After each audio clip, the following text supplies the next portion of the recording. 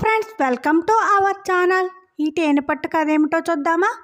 అనగనగా వనపర్తి అనే గ్రామం. ఆ గ్రామంలో ఒక బాటసారి తేనె కొనుక్కొని నెత్తిపైన పెట్టుకుని ఇంటికి వెళ్తుంటే దారిలో అతని చేయి పట్టు తప్పి తేనె మొత్తం కింద పడిపోతుంది. ఆ తేనె తినటానికి ఒక తేనెటీగ వస్తుంది.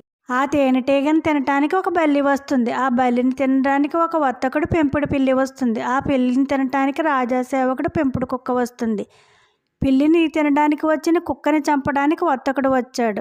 వర్తకుడినే చంపడానికి రాజాసేవకుడు వచ్చి కత్తి పైకెత్తాడు. ఇంతలో బల్లి తేనెటీగను మింగేస్తుంది. బల్లిని పిల్లి తినేస్తుంది. పిల్లి మెడ కుక్క కొరికేస్తుంది.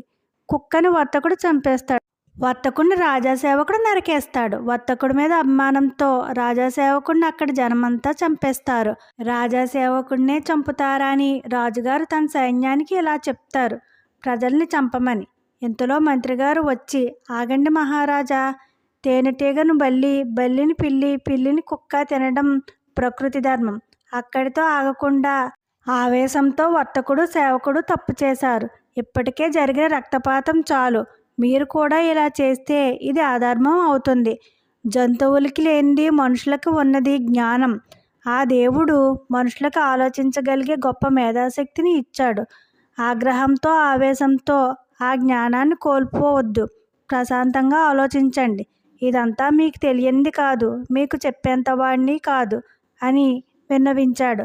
మంత్రి మాటల్లో నిజానిజాలు రాజు విని ఒప్పుకొని జరగాల్సిన రక్తపాతం ఆపి మంత్రి గారిని అభినందించాడు. Okay friends, bye.